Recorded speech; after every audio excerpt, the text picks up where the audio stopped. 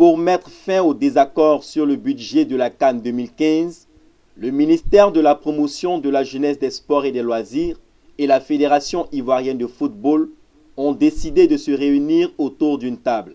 Une délégation de la Fédération ivoirienne de football, conduite par le président Sidi Diallo, s'est rendue au cabinet du ministre Alain Michel Lobognon ce jeudi 18 décembre à 14 h. Cette réunion avait pour objectif de lever les équivoques au sujet de la participation de la Côte d'Ivoire à la CAN prochaine.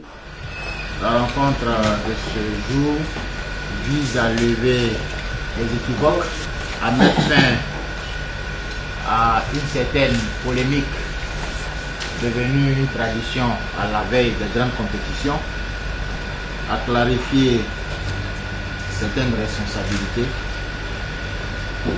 et à rassurer les Ivoiriens quant à la participation qui sera effective de notre équipe nationale à la Coupe d'Afrique des Nations 2015. Le président de la Fédération ivoirienne de football nous a soumis 4 projets de communication portant sur le financement des compétitions majeures de la FIFA en 2015. Il s'agit de la CAN 2015 pour les seniors, prévue en janvier. Il s'agit de la CAN de février, celle des juniors. La CAN de 2015 du mois de mars avec les cadets. Et enfin la CAN la Coupe du Monde féminin de juin 2015 au Canada avec l'équipe nationale féminine. Devant les montants des différentes communications qui dépassaient largement les budgets dédiés au financement du sport 2015, nous avons demandé une rencontre avec la FIFA. Une polémique a vu le jour dans la presse, polémique laissant entendre que le ministre des Sports mettrait à mal la participation de l'équipe nationale de football à la CAN 2015. Pour le ministre de la Promotion de la Jeunesse, des Sports et des Loisirs, cette réunion vise à situer les parts de responsabilité de l'État ivoirien et de la FIFA dans le financement des compétitions. Mais avant, permettez-moi de saluer les membres du comité exécutif de la FIFA et rappeler que certes, les membres du comité exécutif ont des droits, mais ils ont également des devoirs. Entre autres devoirs, c'est celui de permettre à la Côte d'Ivoire de participer dans la dignité aux compétitions internationales, non pas avec la devise de Pierre de Coubertin, mais de participer pour gagner. Et à l'occasion de la Coupe du Monde 2014, nous avions eu plusieurs séances de travail et je croyais que nous étions accordés sur l'essentiel qui voudrait que désormais, en lieu et place des communications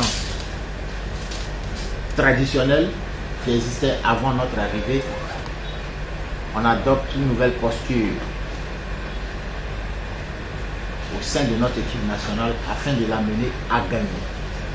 C'est ce qui a fait que depuis plusieurs semaines, je ne cesse de répéter que désormais, l'État financera les équipes qui gagnent. La rencontre de ce soir, de cet après-midi, vise donc, avec le comité exécutif de la FIFA, à se mettre d'accord sur ce que l'État va financer et à se mettre d'accord sur ce que financera la FIFA elle-même. Parce que quand vous êtes un gestionnaire, lorsque vous élaborez un budget, si c'est un budget de dépenses, en face, vous devez mettre un budget de recettes.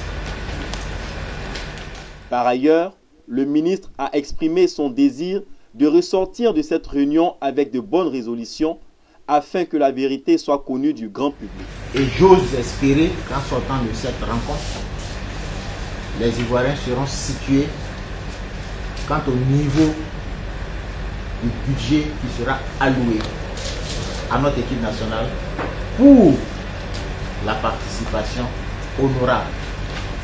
Avant donc d'engager cette séance de travail, je voudrais déjà indiquer que en sortant de cette salle cet après-midi,